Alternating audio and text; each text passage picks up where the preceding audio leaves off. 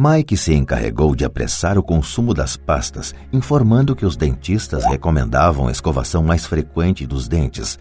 Comecei a instalar a linha de produção. Um dia meu pai chegou em casa com um amigo para mostrar como os garotos operavam a linha de produção a todo vapor perto da garagem. Por todo o lugar havia uma fina poeira branca. Numa mesa comprida se alinhavam embalagens de leite trazidas da escola e no forno japonês da família as brasas do carvão brilhavam gerando o máximo de calor. Papai caminhava com cuidado. O carro fora estacionado próximo ao portão da rua porque a linha de produção estava na frente da porta da garagem. Quando ele e seu amigo se aproximaram, viram uma vasilha de aço em cima das brasas e dentro dela os tubos de pasta de dentes derretiam. Naquela época não havia tubos de pasta de dentes de plástico, eles eram de chumbo. Por isso, depois que a pintura queimava, os tubos dentro da vasilha derretiam até ficarem líquidos. Com a ajuda do pegador de panela da mamãe, nós despejávamos o chumbo derretido através de um pequeno furo nas embalagens de leite, que estavam recheadas de gesso. O pó branco do gesso, que ainda não fora misturado à água, estava por toda parte. Com a pressa tínhamos derrubado o saco de gesso e parecia que toda a área fora atingida por uma nevasca. As embalagens de leite vazias serviam para fazer moldes de gesso. Meu pai e seu amigo nos observavam enquanto vertíamos o chumbo derretido num pequeno buraco no topo de um cubo de gesso. "Cuidado", disse meu pai. Fiz que sim com a cabeça sem olhar para cima. Quando terminei de colocar o chumbo derretido, larguei a vasilha e sorri para meu pai. "O que vocês estão fazendo?", perguntou com um sorriso cauteloso.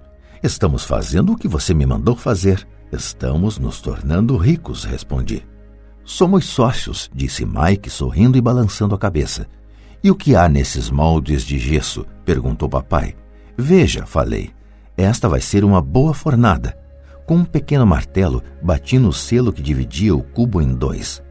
Com cuidado, puxei a parte de cima do molde de gesso e uma moedinha de chumbo caiu. "Minha nossa", falou papai, "vocês estão cunhando moedinhas de chumbo?"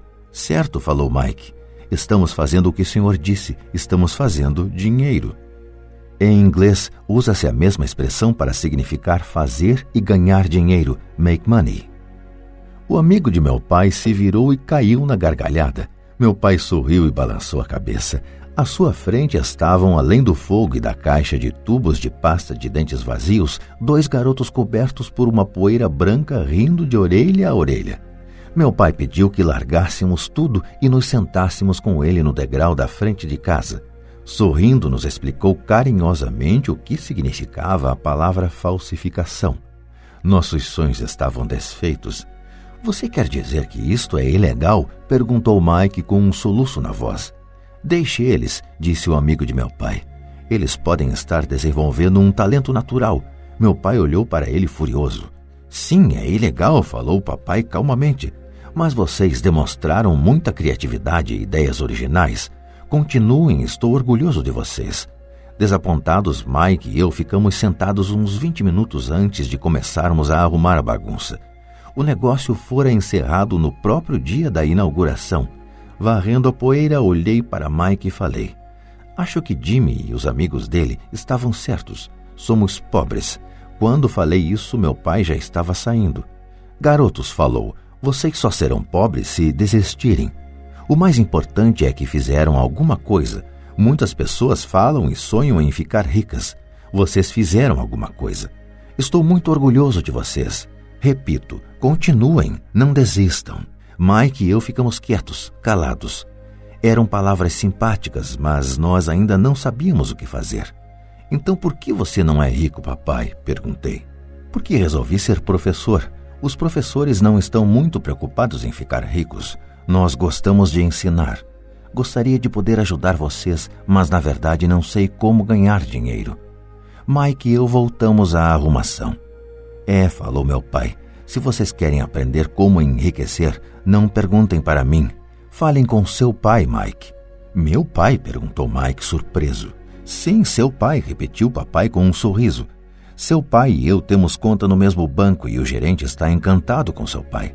Ele me disse várias vezes que seu pai é brilhante quando se trata de ganhar dinheiro." Meu pai? Repetiu Mike incrédulo. Então por que não temos uma casa bonita, um carrão como os garotos ricos da escola? Um carrão e uma casa bonita não querem necessariamente dizer que você é rico ou que tem muito dinheiro, respondeu papai. O pai de Jimmy trabalha na usina. Ele não é muito diferente de mim. Ele trabalha para uma empresa e eu trabalho para o governo. A empresa compra o carro para ele. Se a usina tiver problemas financeiros, o pai de Jimmy pode acabar sem nada. Seu pai é diferente, Mike. Ele parece estar construindo um império e desconfio que em alguns anos ele será um homem muito rico. Ao ouvir isso, Mike e eu nos empolgamos novamente. Mais dispostos, limpamos a confusão provocada por nosso defunto negócio. Enquanto limpávamos, fazíamos planos sobre quando e onde falar com o pai de Mike. O problema é que o pai de Mike trabalhava muito e às vezes chegava muito tarde em casa.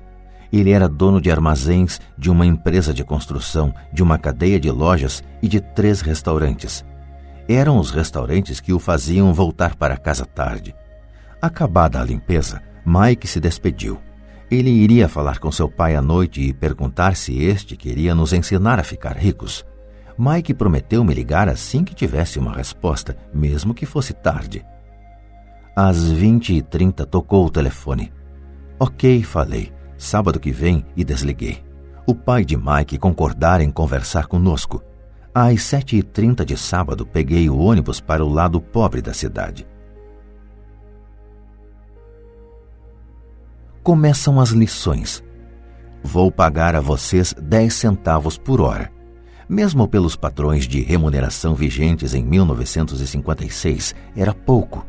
Michael e eu encontramos seu pai às 8 daquela manhã. Ele estava ocupado e trabalhando há mais de 1 hora. Seu supervisor de construções já estava saindo na caminhonete quando entrei naquele lar simples, pequeno, arrumado. Mike me esperava na porta. Papai está no telefone e ele falou para esperar na varanda dos fundos, disse Mike ao abrir a porta. O antigo assoalho de madeira chiou quando passei pela soleira da velha casa. Do lado de fora havia um capacho simples escondendo os muitos anos de uso e os incontáveis passos que suportara. Apesar de limpo, precisava ser substituído. Quando entrei na sala estreita, senti claustrofobia. O cômodo estava mobiliado com móveis que hoje seriam objeto de colecionadores. 2 mulheres estavam sentadas no sofá, eram um pouco mais velhas do que a minha mãe. Em frente às mulheres estava um homem em trajes de trabalhador. Ele vestia calça e camisa caques, bem passados mas não engomados, e calçava botas de trabalho bem engraxadas. Deveria ser uns 10 anos mais velho que papai. Diria que tinha uns 45 anos. Eles sorriram quando Mike e eu passamos em direção à cozinha, de onde se saía para um pátio nos fundos. Timidamente devolvi o sorriso.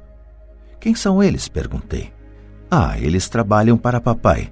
O mais velho dirige seus armazéns e as mulheres são gerentes dos restaurantes.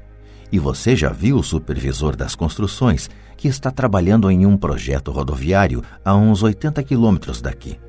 O outro supervisor que cuida da construção das casas saiu antes de você chegar. Isso acontece o tempo todo? Perguntei. Nem sempre, mas muitas vezes, disse Mike sorrindo enquanto puxava uma cadeira para sentar perto de mim. Perguntei ao papai se ele vai nos ensinar a ganhar dinheiro, disse Mike. E o que ele respondeu? Perguntei com cautelosa curiosidade. Bom, primeiro me encarou com uma expressão engraçada e então falou que iria nos fazer uma oferta. Respondi balançando a cadeira para trás em direção à parede. A cadeira em que sentava se sustentava nos pés de trás. Mike fazia o mesmo. Você sabe o que ele vai nos oferecer? Perguntei. Não, mas a gente já vai descobrir. De repente, o pai de Mike passou pela porta de tela e pisou no alpendre. Mike e eu pulamos, ficando em pé não por respeito, mas pelo susto que levamos. Prontos, garotos? Perguntou o pai de Mike, puxando uma cadeira para sentar perto de nós. Fizemos que sim com a cabeça e aproximamos as cadeiras. Ele era um homem grande, com cerca de 1,80 m e 100 quilos. Meu pai era mais alto, pesava mais ou menos o mesmo e era 5 anos mais velho que o pai de Mike. Eles eram de certo modo parecidos, embora de origens étnicas diferentes. Talvez tivessem energias semelhantes. Mike falou que você quer aprender a ganhar dinheiro. É isso mesmo, Robert? Rapidamente assenti com a cabeça, não sem uma pequena sensação de intimidação. Senti muito poder por trás de suas palavras e de seu sorriso. Muito bem, eis a minha oferta. Vou ensinar a vocês, mas não como em uma sala de aula. Vocês trabalham para mim, eu ensino a vocês. Vocês não trabalham para mim, eu não ensino a vocês. Posso ensinar mais rápido se trabalharem e não fico perdendo tempo se só ficarem sentados escutando, como fazem na escola. Esta é minha oferta, é pegar ou largar. Posso fazer uma pergunta antes, falei. Não, é pegar ou largar. Tenho trabalho demais para perder tempo. De qualquer modo, se você não puder se decidir logo, não vai aprender nunca a ganhar dinheiro. As oportunidades vêm e vão. Ser capaz de tomar decisões rápidas é uma habilidade importante. Você tem a oportunidade que pediu. As aulas começam em 10 segundos, respondeu o pai de Mike com um sorriso incentivador. Topo, respondi. Topo, respondeu Mike. Bom, falou o pai de Mike. A senhora Martin vai chegar daqui a 10 minutos. Depois que eu conversar com ela, vocês a acompanham até minha lojinha e já podem começar. Vou lhes pagar 10 centavos por hora e vocês terão que trabalhar 3 horas todo sábado. Mas hoje tem um jogo de beisebol, falei. O pai de Mike abaixou a voz e falou com seriedade. É pegar ou largar, disse. Topo, respondi, decidindo trabalhar em lugar de jogar beisebol. 30 centavos depois. Às 9 de uma bela manhã de sábado, Mike e eu estávamos trabalhando para a senhora Martin. Ela era uma mulher bondosa e paciente. Sempre dizia que eu e Mike a lembrávamos de seus 2 filhos, que já estavam crescidos e não moravam com ela. Apesar de bondosa, ela acreditava no trabalho árduo e nos fazia trabalhar. Era uma chefe rigorosa. Passávamos 3 horas pegando latas das prateleiras e espanando-as para depois recolocá-las no lugar. Era uma tarefa incrivelmente monótona. O pai de Mike, que eu chamo de meu pai rico, era dono de 9 dessas lojinhas com amplos estacionamentos. Eram as primeiras versões das lojas de conveniência. Nesses pequenos armazéns de bairro, as pessoas compravam artigos como leite, pão, manteiga e cigarros. O problema é que no Havaí, e isto aconteceu antes do ar-condicionado, não se podia fechar a porta das lojas por causa de calor.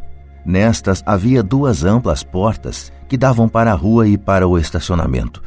Cada vez que um carro passava ou estacionava, levantava poeira que se acumulava nas prateleiras. Portanto, tínhamos um emprego que duraria enquanto não houvesse ar-condicionado. Durante 3 semanas, Mike e eu comparecemos aos sábados à loja da senhora Martin e trabalhamos durante 3 horas. Ao meio-dia, terminava nosso trabalho e ela nos dava 3 pratinhas de 10 centavos. Mas nem aos 9 anos, em meados da década de 1950, 30 centavos eram algo muito empolgante. Na época, um gibi custava 10 centavos, de modo que, em geral, eu gastava meu dinheiro com revistas em quadrinhos e voltava para casa. Na quarta-feira da 4ª semana, eu já estava a fim de largar. Tinha concordado em trabalhar só porque eu queria aprender a ganhar dinheiro com o pai do Mike, mas agora era um escravo por 10 centavos a hora. E ainda por cima, não tinha voltado a ver o pai do Mike desde aquele sábado. Desisto, falei para Mike na hora do almoço. O almoço da escola era horrível. A escola era monótona e agora já nem podia esperar pelos sábados. Mas o que estava me perturbando eram os 30 centavos. Desta vez Mike sorriu. De que é que você está rindo? Perguntei zangado e frustrado. Papai falou que isso ia acontecer. Ele disse para você procurá-lo quando estivesse a fim de largar. O quê? Disse indignado. Ele está esperando que eu fique saturado? Por aí, falou Mike. O papai é meio diferente. Ele ensina de modo diferente do seu pai. Seu pai e sua mãe falam muito. Meu pai é tranquilo e caladão. Espere até sábado. Vou falar para ele que você está a fim de largar. Você está dizendo que eu fui enrolado? Não, não é isso, mas pode ser. Papai vai explicar no sábado. Fazendo fila no sábado. Estava pronto e preparado para enfrentá-lo. Até meu pai de verdade estava furioso com ele. Meu verdadeiro pai, aquele que chamo de pai pobre, pensou que meu pai rico estava infringindo a legislação sobre trabalho de menores e deveria ser investigado. Meu instruído pai pobre me falou que eu deveria exigir o que merecia, pelo menos 25 centavos por hora. Falou ainda que se não conseguisse o aumento deveria me demitir imediatamente. De qualquer maneira, você não precisa dessa droga de emprego, falou meu pai pobre indignado. Às 8 da manhã de sábado, eu estava entrando pela velha porta da casa de Mike. Sente e espere na fila, falou o pai de Mike quando entrei. Ele então se virou e foi para o pequeno escritório que ficava junto de um quarto de dormir. Olhei em volta e não vi Mike em lugar algum. Achando tudo meio esquisito, sentei perto daquelas duas mulheres, as mesmas que lá estavam 3 semanas antes. Elas sorriram e me deram um lugar no sofá. Passaram-se 45 minutos e eu estava possesso. As duas mulheres já tinham falado com ele e saído há meia hora. Um senhor mais velho ficou lá 20 minutos e foi embora. A casa estava vazia e eu sentado na sala antiquada, escura numa bela manhã do Havaí, esperando para falar com um avarento explorador de menores. Podia ouvi-lo se movimentando no escritório, falando ao telefone e me ignorando. Queria sair dali, mas por alguma razão fiquei. Finalmente, 15 minutos depois, exatamente às 9, o pai rico apareceu sem dizer palavra e me fez sinal com a mão para entrar no modesto escritório. Parece que você está querendo um aumento ou vai largar, falou o pai rico rodando a cadeira giratória. Bem, o senhor não está cumprindo sua parte do acordo, falei quase em prantos. Para um garoto de 9 anos era de fato apavorante confrontar um adulto. O senhor falou que se eu trabalhasse para o senhor ia me ensinar. Eu trabalhei, dei duro, larguei meus jogos de beisebol para trabalhar, e o senhor não cumpriu sua palavra. Não me ensinou nada. O senhor é um desonesto, como todo mundo fala. O senhor é ganancioso. O senhor só quer todo o dinheiro e não se preocupa com seus empregados. O senhor me deixou esperando e não me respeita. Eu sou apenas um garoto e mereço ser tratado melhor. De sua cadeira giratória, as mãos no queixo, o pai rico me fitava. Parecia que estava me estudando. Nada mal, falou. Em menos de 1 mês você já se parece com a maioria dos meus empregados. O quê? Exclamei. Como não entendia o que ele estava falando, continuei reclamando. Pensei que o senhor ia cumprir sua parte do acordo e me ensinar. Em lugar disso, o senhor quer me torturar? Isso é cruel, muito cruel. Estou lhe ensinando, falou calmamente o pai rico. O que o senhor me ensinou? Nada, repliquei furioso. Nem falou comigo depois que eu aceitei trabalhar por uma merreca, 10 centavos por hora. Eu devia denunciar o senhor ao governo. Existem leis sobre o trabalho infantil, o senhor sabe disso. Meu pai trabalha para o governo. Uau, disse pai rico. Agora você parece com a maioria das pessoas que trabalharam para mim, pessoas que eu mandei embora ou que se demitiram. O que o senhor tem a me dizer? Questionei, sentindo-me muito corajoso para um moleque. O senhor mentiu para mim. Trabalhei e o senhor não manteve sua palavra. Não me ensinou nada. E como você sabe que não lhe ensinei nada? Perguntou calmamente pai rico. Bom, o senhor nunca falou comigo. Trabalhei 3 semanas e o senhor não me ensinou nada, disse com cara de zangado. Ensinar quer dizer falar ou dar uma aula? Perguntou o pai rico. Sim, lógico, respondi. É assim que a escola ensina, ele disse sorrindo. Mas não é assim que a vida ensina você, e eu diria que a vida é o melhor dos mestres. Na maioria das vezes a vida não fala com você. É mais como se ela lhe desse um empurrão. Cada empurrão é a vida dizendo, acorde, quero que aprenda alguma coisa. Do que este cara está falando? Pensei com meus botões. A vida me empurrando era a vida falando comigo? Agora tinha certeza que deveria largar o emprego. Eu estava falando com alguém que não regulava bem. Se você aprender as lições da vida, você vai se dar bem. Senão, a vida vai continuar dando trancos em você. Alguns apenas deixam a vida continuar batendo neles. Outros ficam zangados e batem de volta. Mas eles batem no patrão ou no emprego, no marido ou na mulher. Eles não sabem que é a vida que está batendo. Eu não tinha a menor ideia do que ele estava falando. A vida bate em todos nós. Alguns desistem, outros lutam. Alguns aprendem a lição e seguem em frente. Eles recebem satisfeitos os trancos da vida. Para estes, isto quer dizer que precisam e querem aprender alguma coisa. Eles aprendem e prosseguem em frente. A maioria desiste e uns poucos, como você, lutam. Pai rico ficou em pé e fechou a velha janela de madeira que precisava de conserto. Continuou. Se você aprender esta lição, você se tornará um jovem sábio, rico e feliz. Se você não aprender, passará a vida culpando um emprego, um baixo salário ou seu chefe pelos seus problemas. Passará sua vida esperando por um golpe de sorte que resolva seus problemas de dinheiro. Pai Rico olhou para mim a fim de verificar se eu ainda estava ouvindo. Seus olhos encontraram os meus. Estabeleceu-se uma comunicação entre nossos olhares. Finalmente me afastei ao perceber que tinha assimilado esta última mensagem. Sabia que ele estava certo. Eu o estava culpando e eu tinha pedido para aprender. Eu estava lutando.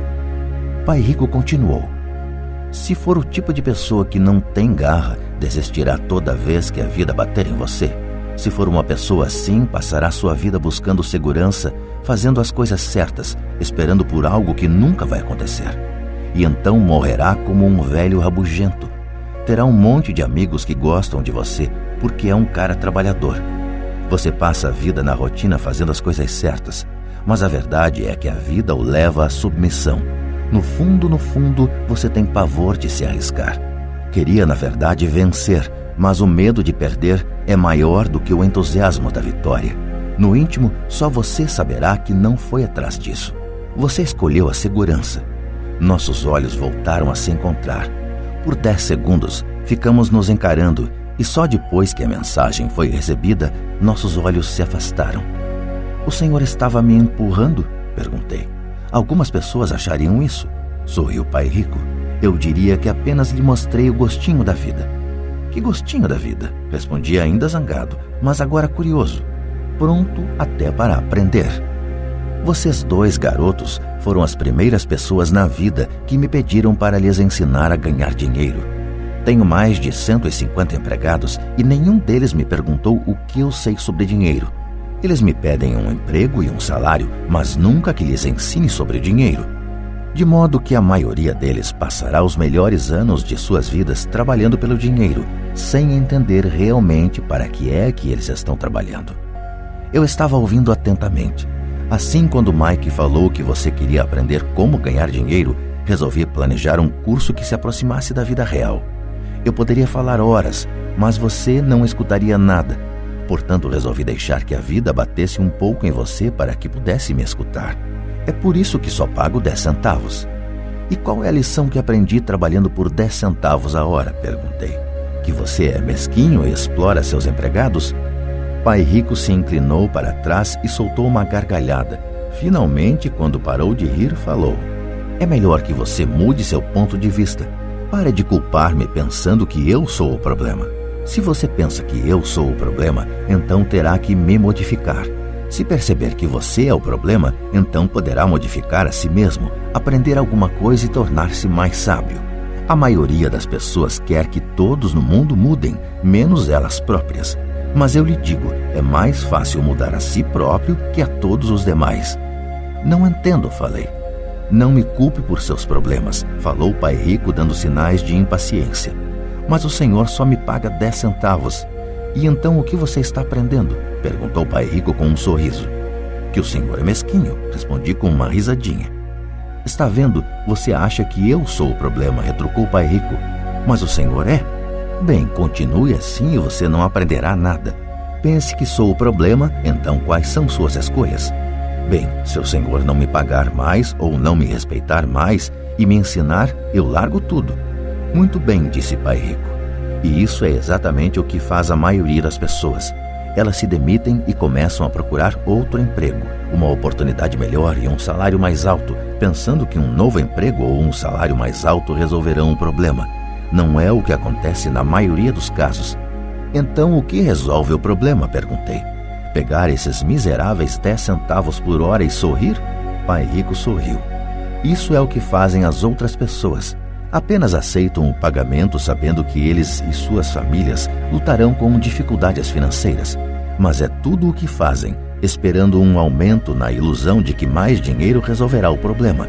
A maioria se conforma e alguns procuram um segundo emprego, trabalhando mais, mas continuam aceitando um contra-cheque ínfimo. Fiquei olhando para o chão, começando a entender a lição que Pai Rico estava apresentando. Podia sentir que tinha um gosto de vida. Finalmente olhei para cima e repeti a pergunta.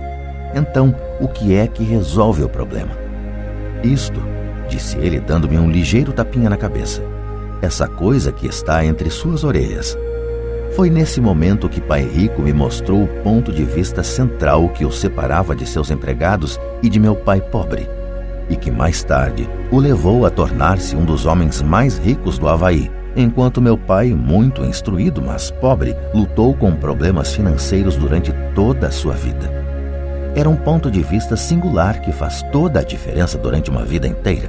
Pai Rico repetia de vez em quando esse ponto de vista que eu chamo a lição 1. Os pobres e a classe média trabalham pelo dinheiro, os ricos fazem o dinheiro trabalhar para eles. Naquela bela manhã de sábado, eu estava aprendendo um ponto de vista diferente daquele que meu pai pobre me ensinara. Aos 9 anos de idade, eu percebia que ambos os pais queriam que eu aprendesse. Ambos me incentivavam a estudar, mas não as mesmas coisas. Meu pai, muito instruído, recomendava que fizesse o que ele fizera. Filho, quero que você estude muito, que tenha boas notas, para que você possa conseguir um bom emprego, seguro, em uma grande empresa, que lhe traga grandes benefícios. Meu pai rico queria que eu aprendesse como funciona o dinheiro para que eu pudesse colocá-lo a trabalhar para mim. Essas lições eu aprenderia ao longo da vida, sob sua orientação e não na sala de aula. Meu pai rico continuou a primeira lição. Fico contente em ver que você se enfureceu por trabalhar por 10 centavos a hora. Se não tivesse se zangado e tivesse aceitado isso satisfeito, teria que lhe dizer que não poderia ensinar nada. Veja, aprender de verdade exige energia, paixão e um desejo ardente. A raiva é uma grande parte desta fórmula, pois a paixão é uma combinação de raiva e amor. No caso do dinheiro, a maioria das pessoas prefere não arriscar e se sentir seguras, ou seja, não são conduzidas pela paixão, são conduzidas pelo medo. É por isso que elas aceitam um emprego com salário baixo? Perguntei. Sim, respondeu Pai Rico. Algumas pessoas dizem que eu exploro os empregados porque não pago tanto quanto a usina de açúcar ou o governo. Eu digo que as pessoas se exploram a elas mesmas. O medo é delas, não meu. Mas o senhor não acha que deveria pagar mais para elas? Indaguei. Não tenho que fazê-lo. E além disso, mais dinheiro não vai resolver o problema. Veja seu pai. Ele ganha bastante dinheiro e ainda assim não dá conta das despesas. A maioria das pessoas, se receber mais dinheiro, apenas passará a se endividar mais. Daí os 10 centavos por hora, eu disse rindo, é parte da lição. Certo, sorriu Pai Rico. Você vê, seu pai estudou muito de modo que conseguiu um salário alto, mas ele ainda tem problemas financeiros porque nunca aprendeu nada sobre dinheiro na escola. E ainda por cima, ele acredita em trabalhar pelo dinheiro. E o senhor não acredita? Perguntei. Não, de verdade não, disse Pai Rico. Se você quiser aprender a trabalhar pelo dinheiro, então fique na escola. É um bom lugar para aprender isso. Mas se você quer aprender como fazer o dinheiro trabalhar para você, então vou lhe ensinar como fazer. Mas só se você quiser aprender. E todo mundo não quer aprender isso? Indaguei. Não, respondeu Pai Rico, simplesmente porque é mais fácil aprender a trabalhar pelo dinheiro, em especial se o medo é a principal emoção quando se trata de discutir dinheiro. Não estou entendendo, retruquei, franzindo as sobrancelhas. Não se preocupe com isso por enquanto. Saiba apenas que é o medo que faz a maioria das pessoas trabalhar num emprego. O medo de não pagar as contas, o medo de ser mandado embora, o medo de não ter dinheiro suficiente, o medo de começar de novo. Esse é o preço de aprender uma profissão ou habilidade e então trabalhar pelo dinheiro. A maioria das pessoas se torna escrava do dinheiro e fica zangada com o patrão. Aprender a pôr o dinheiro a trabalhar para a gente é um tipo de estudo totalmente diferente? Perguntei. Sem dúvida, respondeu Pai Rico. Ficamos sentados em silêncio contemplando a bela manhã. Meus amigos deviam estar começando seu jogo de beisebol infantil. E por alguma razão, agora eu estava feliz de ter decidido trabalhar por 10 centavos a hora.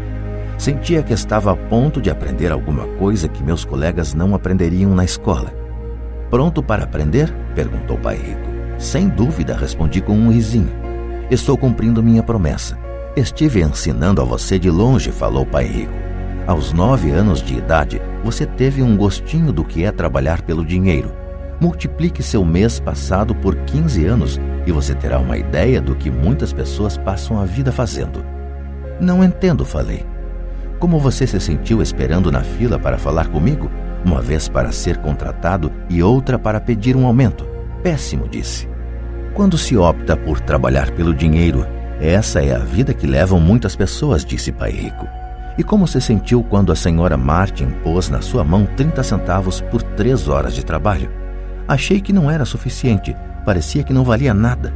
Fiquei desapontado, respondi. É assim que a maioria dos empregados se sente quando recebe seus contra-cheques, especialmente com todos os descontos de impostos e outros itens. Pelo menos você recebeu 100%. O senhor está dizendo que a maioria dos empregados não recebe tudo? Perguntei espantado. Claro que não, disse Pai Rico. O governo sempre tira a sua parte antes. E como é que ele faz? Perguntei. Impostos, disse Pai Rico. Você paga impostos quando ganha. Você paga impostos quando gasta. Você paga impostos quando poupa. Você paga impostos quando morre. Por que é que as pessoas deixam que o governo faça isso com elas? Os ricos não deixam, disse Pai Rico com um sorriso. Os pobres e a classe média deixam. Aposto que ganho mais que seu pai e contudo ele paga mais impostos. E como pode ser? Perguntei. Aos 9 anos de idade isso não fazia sentido para mim. Por que alguém deixaria o governo fazer isso com ele? Pai Rico ficou sentado em silêncio. Acho que ele queria que eu ouvisse em lugar de ficar falando besteira. Finalmente me acalmei. Não tinha gostado do que ouvira. Sabia que meu pai vivia reclamando dos impostos que pagava, mas na verdade não tomava nenhuma atitude quanto a isso. A vida estaria batendo nele? Pai Rico se balançava em sua cadeira tranquilamente enquanto olhava para mim. Pronto para aprender? Perguntou. Fiz que sim com a cabeça lentamente. Como já falei, há muito a aprender. E aprender como se faz o dinheiro trabalhar para a gente é estudo para uma vida inteira. A maioria das pessoas fica 4 anos numa faculdade e aí termina os estudos. Eu sei que meu estudo sobre o dinheiro vai continuar por toda a minha vida, simplesmente porque quanto mais sei, mais descubro que tenho que aprender ainda. As pessoas em geral nunca estudam um assunto. Trabalha-se, recebe-se o salário, conferem-se os canhotos do talão de cheques e isso é tudo. E ainda se espantam porque têm problemas de dinheiro. Então pensam que mais dinheiro vai resolver a situação. Poucos percebem que lhes falta instrução financeira. Então papai tem dificuldade com os impostos porque ele não entende de dinheiro? Perguntei confuso. Olha, disse Pai Rico, os impostos são apenas uma pequena parte do aprendizado para fazer o dinheiro trabalhar para você. Hoje eu só queria descobrir se você ainda tem a paixão de aprender sobre dinheiro. A maioria das pessoas não tem. Elas querem ir para a escola, aprender uma profissão, divertir-se no trabalho e ganhar rios de dinheiro. Um dia acordam com sérios problemas financeiros e então não podem parar de trabalhar. Esse é o preço de só saber como trabalhar pelo dinheiro em lugar de estudar para saber como pôr o dinheiro a trabalhar para você. E então, você continua apaixonado por aprender? Perguntou Pai Rico. Acenei afirmativamente com a cabeça. Bom, disse Pai Rico. Agora de volta ao trabalho. Desta vez não vou lhe pagar nada. O que? Perguntei espantado. Você ouviu? Nada. Trabalhará as mesmas 3 horas no sábado, mas desta vez não receberá os 10 centavos por hora. Você disse que queria aprender a não trabalhar pelo dinheiro. Sendo assim, não vou pagar nada. Eu não podia acreditar no que estava ouvindo. Já conversei sobre isso com Mike. Ele já está trabalhando, tirando a poeira e arrumando as latas para mim. Melhor você se apressar e correr para lá. Não é justo, gritei. O senhor tem que pagar alguma coisa. Você disse que queria aprender. Se não aprender isso agora, será como aquelas 2 mulheres e o homem que estavam sentados na minha sala. Trabalham pelo dinheiro e esperam que eu não os mande embora. Ou como seu pai, ganhando rios de dinheiro apenas para ficar endividado até o pescoço e esperando que mais dinheiro resolva o problema. Se for isso o que você quer, então volte para aqueles 10 centavos a hora. Ou você pode ainda fazer aquilo que muitas pessoas acabam fazendo, reclamar que o salário não é suficiente, demitir-se e procurar outro emprego. O que é que eu faço? Perguntei. Pai Rico deu um tapinha em minha cabeça. Use isto, falou. Se você usar bem, logo estará me agradecendo por ter lhe dado uma oportunidade de se tornar um homem rico. Fiquei parado, sem acreditar que eu estivesse embarcando nessa canoa. Queria conseguir um aumento e acabei sendo convencido a trabalhar de graça. Pai Rico voltou a dar um tapinha na minha cabeça e disse: use isto, agora fora daqui, de volta ao trabalho. Lição 1. Os ricos não trabalham pelo dinheiro. Não contei para meu pai pobre que não estava mais sendo pago. Ele não teria entendido e eu não queria tentar explicar algo que eu próprio ainda não estava entendendo. Durante 3 semanas, Mike e eu trabalhamos 3 horas todo sábado sem ganhar nada. O trabalho não me preocupava e a rotina se tornou mais fácil.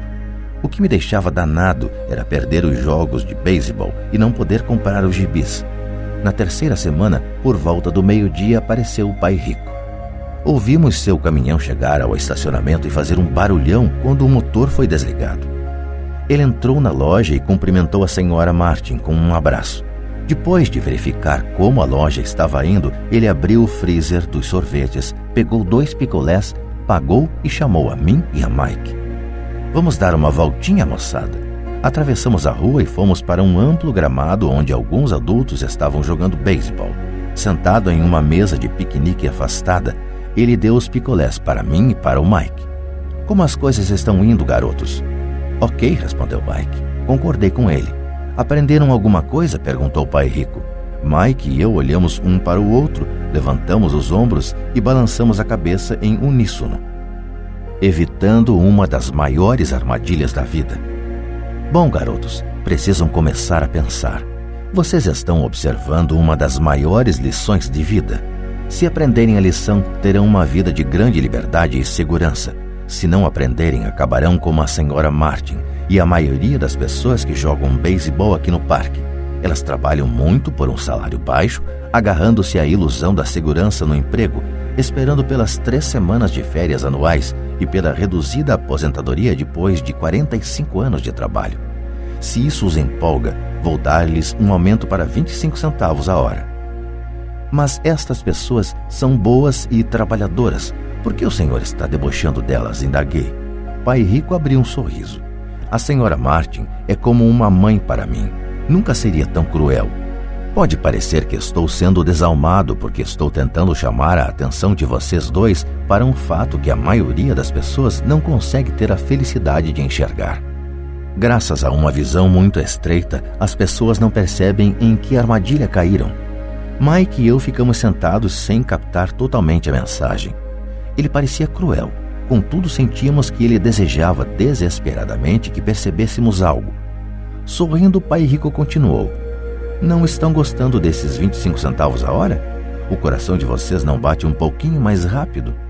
Fiz um não com a cabeça, mas na realidade meu coração batia mais rápido. Para mim, 25 centavos a hora representava uma fortuna. Ok, vou pagar $1 a hora, prosseguiu o Pai Rico com um sorriso malicioso. Agora meu coração acelerou de verdade. Meu cérebro gritava: topa, topa. Eu não podia acreditar no que estava ouvindo. Ainda assim fiquei calado. Ok, $2 a hora. Meu pequeno cérebro e meu pequeno coração de 9 anos quase explodiram.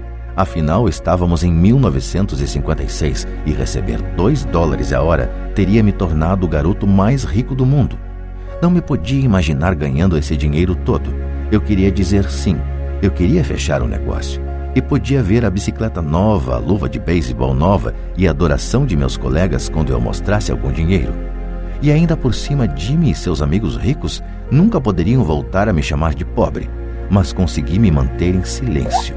Quem sabe tivesse torrado os miolos e queimado um fusível, mas no fundo do coração eu queria loucamente esses $2 a hora. O sorvete estava se derretendo e escorregando pela minha mão. As formigas se deliciavam com a pasta melada de baunilha e chocolate. Pai Rico olhava para 2 garotos que o olhavam de volta embasbacados. Ele sabia que estava nos testando e ele sabia que parte de nossas emoções queria topar a parada. Sabia que todo ser humano tem uma parte fraca e necessitada de suas almas que pode ser comprada.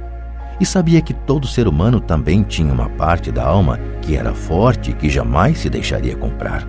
A questão era saber qual prevaleceria. Ele tinha testado milhares de almas ao longo de sua vida. Ele testava almas toda vez que entrevistava um candidato a emprego. Ok, $5 a hora. De repente fez-se um silêncio dentro de mim. Alguma coisa tinha mudado. A oferta era grande demais e se tornara ridícula. Nem muitos adultos ganhavam $5 por hora em 1956. A tentação se esvaiu e a calma se instalou. Lentamente me virei para a esquerda para olhar Mike. Ele devolveu meu olhar. A parte de minha alma que era fraca e necessitada estava silenciada. A parte que não se vendia estava à frente. Então uma calma e uma certeza sobre o dinheiro invadiram meu cérebro e minha alma. Sabia que Mike também chegara a esse ponto. Muito bem, disse Pai Rico suavemente. A maioria das pessoas tem um preço. E tem um preço por causa de duas emoções humanas, o medo e a ambição. Primeiro, o medo de não ter dinheiro as leva a trabalhar arduamente, e quando recebem o contra-cheque, a ambição ou o desejo as leva a pensar nas coisas maravilhosas que podem ser compradas. Então se define o padrão. Que padrão? Perguntei. Acordar, ir para o trabalho, pagar contas, acordar, ir para o trabalho, pagar contas. Suas vidas, então, são conduzidas sempre por duas emoções, medo e ambição. Ofereça-lhes mais dinheiro e elas continuarão o ciclo, aumentando também as despesas. É isso que chamo de corrida dos ratos. E há outro jeito? Perguntou Mike. Sim, disse Pai Rico, mas poucas pessoas o descobrem. E qual é esse jeito? Perguntou Mike. É o que espero que vocês descubram enquanto trabalham e estudam comigo. É por isso que acabei com todas as formas de pagamento. Alguma dica? Perguntou Mike. Estamos um pouco cansados de trabalhar muito, especialmente sem receber. Bem, o primeiro passo é falar a verdade, disse Pai Rico. Nós não mentimos, falei. Não disse que estavam mentindo, disse para falar a verdade, retrucou Pai Rico. A verdade sobre o quê? Perguntei. Sobre como estão se sentindo, respondeu Pai Rico. Vocês não precisam falar para mais ninguém, só para vocês mesmos. O senhor está dizendo que as pessoas que estão no parque, as pessoas que trabalham para o senhor, a senhora Martin, não fazem isso? Perguntei. Duvido, disse Pai Rico. Elas têm medo de ficar sem dinheiro. Em lugar de enfrentar o medo, elas reagem em vez de pensar. Elas reagem emocionalmente em lugar de usar suas cabeças, disse Pai Rico batendo nas nossas cabeças. Então elas se veem com alguns dólares na mão e novamente as emoções da alegria e do desejo e da ambição se apossam delas e novamente reagem em vez de pensar. São suas emoções que pensam por elas, falou Mike. Certo, falou Pai Rico. Em vez de falar a verdade sobre como se sentem, elas reagem a seus sentimentos e não pensam. Elas sentem o medo, vão para o trabalho esperando que o trabalho acalme esse medo, mas não é isso que acontece. Esse medo antigo as assombra. E elas voltam ao trabalho, esperando novamente que o dinheiro acalme seu medo, e novamente nada. O medo as leva a essa armadilha de trabalhar, ganhar dinheiro, trabalhar, ganhar dinheiro, esperando que o medo vá embora. Mas a cada dia elas acordam, e o velho medo acorda com elas. Para milhões de pessoas, esse velho medo as mantém acordadas de noite, perturbando-as com ansiedade e preocupação. De modo que se levantam e vão para o trabalho esperando que o contra-cheque mate esse medo que lhes rói a alma. O dinheiro conduz suas vidas e elas se recusam a aceitar essa verdade. O dinheiro controla suas emoções e, consequentemente, suas almas. Pai Rico ficou sentado, quieto, deixando que assimilássemos suas palavras. Mike e eu havíamos escutado o que ele disse, mas da verdade não entendemos o que ele falou. Eu só sabia que muitas vezes ficava pensando em por que os adultos corriam para o trabalho. Não parecia ser algo muito divertido e eles não aparentavam estar muito felizes, mas alguma coisa os impelia a correr para o trabalho. Percebendo que tínhamos absorvido o que era possível de suas palavras, Pai Rico falou. E quero que vocês, garotos, evitem essa armadilha. É isso que quero ensinar a vocês. Não apenas a ser rico, porque ser rico não resolve o problema. Não resolve? Perguntei surpreso. Não resolve. Deixem-me falar desta outra emoção, que é o desejo. Alguns a chamam de ganância, mas eu prefiro desejo. É perfeitamente normal querer coisas melhores, mais bonitas, mais divertidas ou empolgantes. Portanto, as pessoas também trabalham por dinheiro por causa do desejo. Elas desejam o dinheiro pela alegria que acreditam o dinheiro pode comprar. Mas a alegria que o dinheiro traz muitas vezes tem curta duração, e é preciso mais dinheiro para adquirir mais alegria, mais satisfação, mais conforto, mais segurança. Assim continua-se trabalhando, pensando que o dinheiro um dia acalmará suas almas perturbadas pelo medo e pelo desejo. Mas o dinheiro não pode fazer isso. Mesmo para as pessoas ricas? Perguntou Mike. Incluindo os ricos, respondeu o pai rico. De fato, a razão pela qual muitas pessoas são ricas não é o desejo, mas o medo. Elas pensam que o dinheiro pode acabar com seu medo de ficar sem dinheiro, de serem pobres, de modo que acumulam fortunas para descobrir que o medo fica pior. Agora elas receiam perdê-lo. Tenho amigos que continuam trabalhando mesmo quando já têm muito. Sei de pessoas que têm milhões e estão mais apavoradas do que quando eram pobres. Estão aterrorizadas com a possibilidade de perder todo o seu dinheiro. Os medos que as levaram a se tornarem ricas ficam maiores. Essa parte fraca e necessitada de suas almas, na verdade, grita ainda mais forte. Não querem perder suas mansões, seus carros, a vida de luxo que o dinheiro pode comprar. Preocupam-se com o que seus amigos dirão se perderem todo o seu dinheiro. Muitos estão emocionalmente desesperados e neuróticos, embora pareçam ricos e tenham grandes fortunas. Então a pessoa pobre é mais feliz? Perguntei. Não acho, replicou o pai rico. Evitar o dinheiro é tão neurótico quanto ser apegado ao dinheiro. Como se isso tivesse sido uma deixa, o mendigo da cidade passou perto de nossa mesa, parou junto ao cesto de lixo e começou a vasculhar. Nós três observamos com grande interesse. Talvez antes o tivéssemos ignorado. Pai rico tirou da carteira uma nota de $1 e fez um gesto para o velho.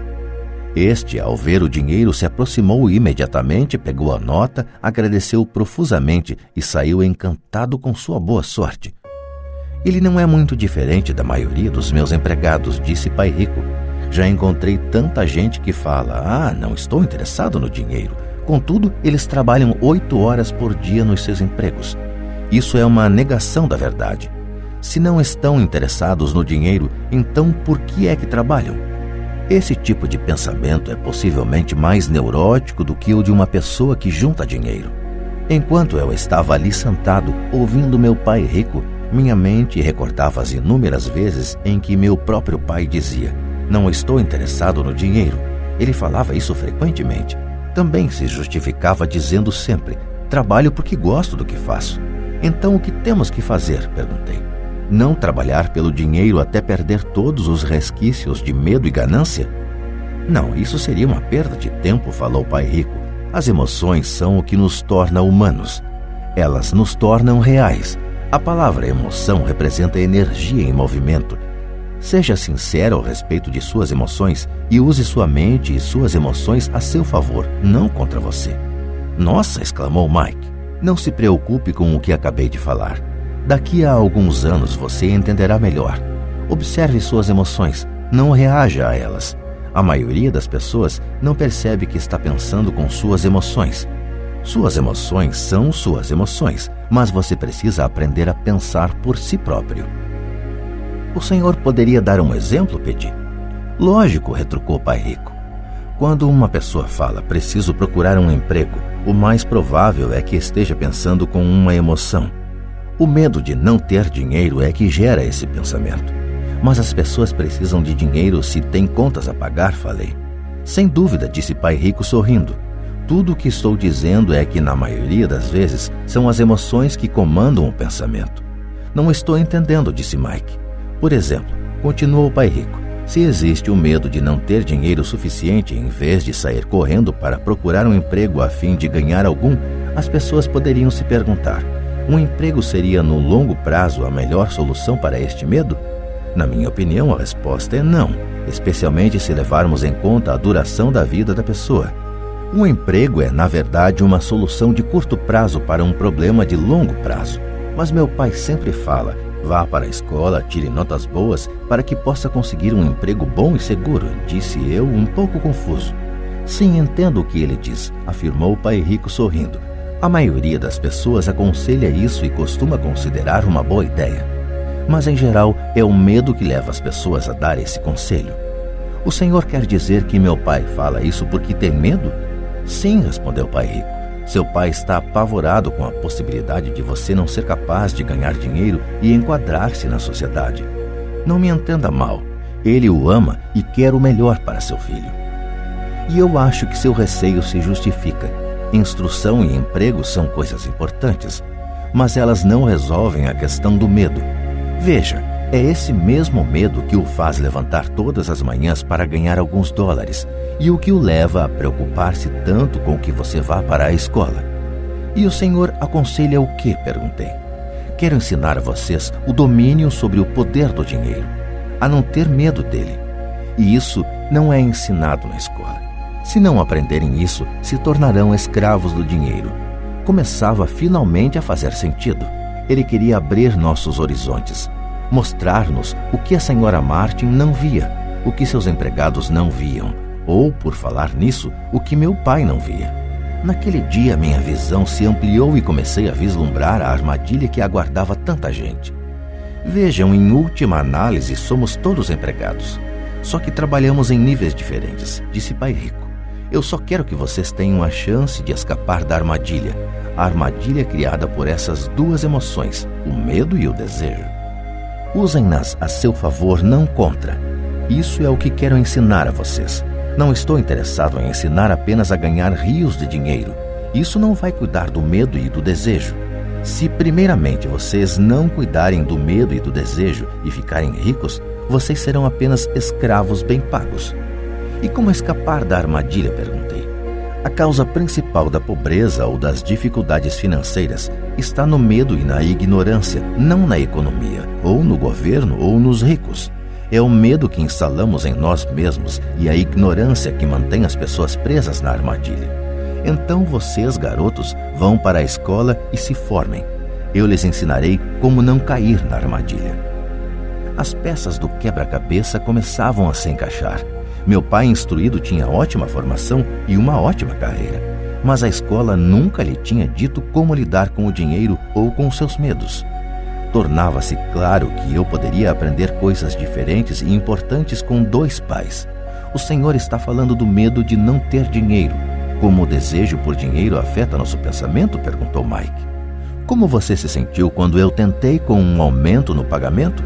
Você notou que seu desejo crescia? Balançamos a cabeça afirmativamente. Ao não ceder às suas emoções, vocês foram capazes de adiar suas reações e pensar. Isso é o mais importante. Sempre sentiremos emoções de medo e ambição. Daqui para frente, o mais importante será que vocês usem essas emoções a seu favor e a longo prazo e não apenas deixem que elas os conduzam e controlem seus pensamentos. A maioria das pessoas usam o medo e a ambição contra si mesmas. Isso é o começo da ignorância. Grande parte das pessoas passa a vida atrás de contra-cheques, aumentos salariais e segurança no emprego por causa dessas emoções de desejo e medo, sem se questionar realmente para onde esses pensamentos conduzidos pela emoção as estão levando. É como a história do burro que movimenta o carro enquanto seu dono fica balançando uma cenoura à frente de seu nariz. O dono do burro pode estar indo aonde deseja ir, mas o burro está correndo atrás de uma ilusão. Amanhã só haverá outra cenoura para o burro. O senhor quer dizer que no momento em que eu imaginei a nova luva de beisebol, os doces e os brinquedos, isso era como a cenoura para o burro? Perguntou Mike. Isso mesmo. E quando você crescer, os brinquedos serão mais caros. Um carro novo, uma lancha e uma casa grande para impressionar seus amigos, disse pai rico com um sorriso. O medo empurra para fora da porta e o desejo o atrai, fazendo com que vocês vão de encontro ao rochedo. Esta é a armadilha. E qual é a resposta? Perguntou Mike. O que aumenta o medo e o desejo é a ignorância. É por isso que as pessoas ricas com muito dinheiro muitas vezes têm mais medo à medida que ficam mais ricas. O dinheiro é a cenoura, a ilusão. Se o burro pudesse entender todo o contexto, ele poderia pensar duas vezes antes de sair correndo atrás da cenoura. Pai Rico passou a explicar que a vida humana é uma luta entre a ignorância e o esclarecimento. Explicou que ao deixarmos de buscar informação e conhecimento sobre nós mesmos, instala-se a ignorância. A luta é uma decisão feita momento a momento, de aprender a abrir ou fechar a própria mente. Veja, a A escola é muito, muito importante. Vocês vão à escola para aprender uma habilidade ou uma profissão e poder se tornar um membro útil da sociedade. Cada cultura necessita de professores, médicos, artistas, cozinheiros, homens de negócios, policiais, bombeiros, soldados. A escola os treina de modo que nossa cultura possa florescer, disse Pai Rico. Infelizmente, para muita gente, a escola é o fim e não o início. Fez-se um longo silêncio. Pai Rico sorria. Não entendi tudo o que ele disse naquele dia, mas como ocorre com a maioria dos grandes mestres cujas palavras continuam repercutindo por muitos anos, muitas vezes até depois que se foram, suas palavras estão comigo até hoje. Hoje me mostrei um pouco cruel, disse Pai Rico. Cruel por um motivo. Queria que vocês sempre se lembrassem desta conversa.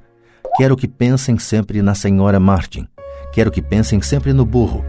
Não esqueçam nunca porque as duas emoções, medo e desejo, podem levá-los à maior armadilha da vida, se não tiverem consciência de que elas estão controlando seu pensamento.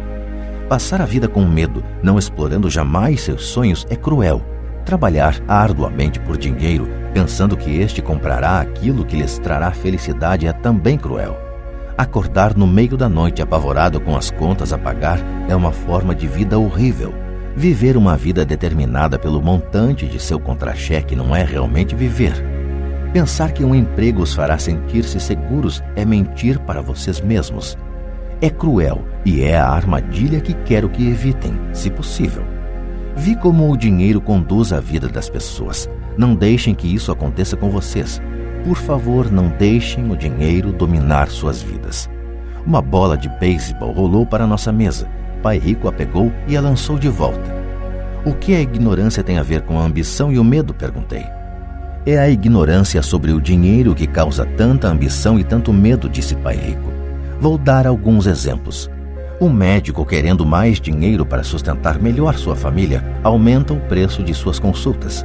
Isso prejudica principalmente os mais pobres, de modo que estes têm saúde pior do que aqueles que têm dinheiro. E continuou. Como os médicos aumentam suas consultas, os advogados também aumentam sua remuneração. Como a remuneração dos advogados aumentou, os professores querem um aumento, o que provoca um aumento dos impostos e assim por diante. Logo, logo, a disparidade entre ricos e pobres será tão grande que surgirá o caos e outra civilização entrará em colapso. As grandes civilizações entraram em colapso porque a distância entre os que têm e os que não têm era grande demais. Os Estados Unidos estão seguindo o mesmo caminho, provando mais uma vez que a história se repete, porque não aprendemos com ela. Só decoramos mecanicamente datas e nomes e não a lição. E os preços não aumentam? Perguntei. Não numa sociedade instruída, com um bom governo. Os preços, na verdade, deveriam cair. Naturalmente, isso às vezes só é verdadeiro na teoria. Os preços sobem devido ao medo e à ambição gerados pela ignorância. Se as escolas ensinassem as pessoas sobre o dinheiro, haveria mais dinheiro e preços mais baixos, mas as escolas estão preocupadas em ensinar as pessoas a trabalhar pelo dinheiro e não a controlar o poder do dinheiro. Mas não existem faculdades de administração? Perguntou Mike. O senhor não está incentivando que eu vá fazer meu mestrado em uma faculdade de administração? Sim, falou Pai Rico. Mas na maioria das vezes as faculdades de administração treinam empregados que são profissionais sofisticados. Que os céus não permitam que um contador domine uma empresa. Tudo o que eles fazem é olhar para os números, demitir gente e aniquilar o negócio. Sei disso porque contrato contadores. Tudo o que eles pensam é cortar custos e aumentar preços, o que causa mais problemas. A contabilidade é importante. Gostaria que mais gente a conhecesse, mas ao mesmo tempo ela não mostra tudo, acrescentou o Pai Rico furioso. Há uma solução? Perguntou Mike. Sim, disse Pai Rico. Aprenda a usar suas emoções para pensar e não pensar com suas emoções. Quando vocês, garotos, dominaram suas emoções, concordando em trabalhar de graça para mim, eu sabia que havia esperança. Quando novamente vocês resistiram às suas emoções quando os tentei com mais dinheiro, vocês estavam novamente aprendendo a pensar em vez de se renderem às emoções. Este é o primeiro passo. Por que esse primeiro passo é tão importante? Perguntei. Isso vocês terão de descobrir. Quero que vocês aprendam. Vou levá-los pelo caminho dos espinhos. É um lugar que quase todos evitam. Vou levá-los a esse lugar aonde a maioria das pessoas tem medo de ir. Se forem comigo, abandonarão a ideia de trabalhar por dinheiro e aprenderão a fazer o dinheiro trabalhar para vocês. E o que recebemos se formos com o Senhor? O que acontecerá se concordarmos em aprender com o Senhor? O que obteremos? Perguntei. O mesmo que irmão Coelho obteve, disse Pai Rico. Libertação da boneca de piche. Referências a personagens de uma conhecida história infantil passada no sul dos Estados Unidos, Uncle Remus, 1881, de Joel C. Harris. Com base nela, Disney criou em 1946 o filme A Canção do Sul.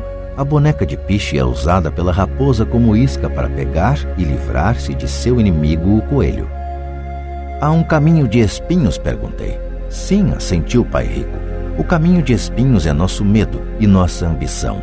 A saída está em pôr de lado o medo e confrontar nossa ambição, nossas fraquezas, nossa carência. E a saída também está na mente, na escolha de nossos pensamentos. Escolher nossos pensamentos? Perguntou Mike, intrigado. Sim, escolher o que pensamos em lugar de reagir a nossas emoções, em lugar de levantar da cama e ir para o trabalho para resolver os problemas, porque estamos assombrados pelo medo de não ter dinheiro para pagar nossas contas. O pensamento o levaria a dedicar tempo a colocar-se a si mesmo a pergunta: trabalhar com mais afinco seria a melhor solução para este problema? A maioria das pessoas está tão apavorada por não encarar a verdade, o medo está controlando-as, que não pode pensar e assim corre para sair de casa. A boneca de piche está no controle. Isto é o que quero dizer quando falo em escolher os pensamentos. E como fazemos isso? Perguntou Mike. Isso é o que vou ensinar a vocês. Vou lhes ensinar como escolher seus pensamentos, em lugar de reagir apavorados tomando o café da manhã afobadamente e disparando porta fora. Lembrem-se do que disse antes: um emprego é apenas uma solução de curto prazo para um problema de longo prazo. A maioria das pessoas só tem um problema em mente e é de curto prazo. São as contas do fim do mês, a boneca de piche. O dinheiro passa a conduzir suas vidas, ou melhor dizendo, o medo e a ignorância em relação ao dinheiro. Da mesma forma que faziam seus pais, elas acordam toda manhã e vão trabalhar por dinheiro. Não tem tempo de se perguntar se há outra maneira. Suas emoções estão no controle do seu pensamento, não a razão. O Senhor pode distinguir o pensar com as emoções do pensar com a cabeça? Perguntou Mike. Sim, eu ouço isso o tempo todo, respondeu Pai Rico. Ouço coisas como: bem, todo mundo tem que trabalhar, ou os ricos são desonestos, ou vou procurar outro emprego, mereço esse aumento, eles não vão me passar para trás, ou gosto deste emprego porque ele é seguro. Em lugar de perguntas como: o que é que eu estou perdendo aqui? O que interromperia o pensamento emocional e daria tempo de pensar com clareza. Devo admitir que estava recebendo uma grande lição. Saber quando alguém estava falando a partir de suas emoções ou de um pensamento claro. Era uma lição que me prestou bons serviços a vida toda, especialmente quando era eu que estava falando a partir de uma reação e não de um pensamento claro. Enquanto caminhávamos de volta à loja, Pai Rico explicou que os ricos realmente faziam dinheiro. Eles não trabalhavam por ele. Ele continuou explicando que quando Mike e eu estávamos cunhando pratinhas de 5 centavos com o chumbo, pensando que estávamos fazendo dinheiro, nós estávamos pensando quase como os ricos. O problema é que nós estávamos praticando um ato ilegal. Era legal quando o governo e os bancos faziam isso, mas não quando nós o fazíamos. Ele explicou que havia formas legais de fazer dinheiro e formas ilegais. Pai Rico continuou explicando que os ricos sabiam que o dinheiro era uma ilusão, como a cenoura para o burro. É em virtude do medo e da ambição que milhões de pessoas aceitam a ilusão de que o dinheiro é real. O dinheiro é uma ficção. Somente a ilusão de confiança e a ignorância das massas permitem que o castelo de cartas fique em pé. De fato, disse ele, de várias maneiras a cenoura do burro é mais valiosa do que o dinheiro. Ele falou do padrão ouro que vigorava nos Estados Unidos e que, na verdade, cada nota de dólar era um certificado de prata. O que o preocupava é que algum dia o país pudesse abandonar o padrão ouro e os dólares deixassem de ser certificado de prata. O que aconteceria, garotos, seria uma grande confusão. Os pobres, a classe média e os ignorantes teriam suas vidas arruinadas simplesmente porque continuariam acreditando que o dinheiro é real e que a empresa para a qual trabalham, ou o governo, cuidaria deles. Naquele dia não entendemos do que ele estava falando, mas com o correr dos anos isso passou a fazer cada vez mais sentido. Vendo o que os outros não veem. Ao entrar em sua caminhonete, no estacionamento da pequena loja de conveniência, ele disse: "Continuem trabalhando, garotos, mas quanto mais cedo vocês se esquecerem de que precisam de um contra-cheque, mais fácil se tornará a sua vida adulta. Continuem usando seu cérebro, trabalhem de graça e logo sua mente lhes mostrará formas de ganhar muito mais dinheiro do que eu poderia lhes pagar. Vocês verão o que outras pessoas nunca percebem. Oportunidades que estão à frente de seu nariz. A maioria jamais enxerga essas oportunidades porque estão atrás de dinheiro e segurança. E é isso que elas recebem. No momento em que vislumbrarem uma oportunidade, vocês a reconhecerão pelo resto de suas vidas. Quando conseguirem isso, vou lhes ensinar outra coisa. Aprendam essa lição e evitarão uma das maiores armadilhas da vida. Vocês não tocarão nunca, jamais, nessa boneca de piche. A boneca de piche da história é totalmente pegajosa, daí a dificuldade de se livrar dela e dos problemas que ela provoca.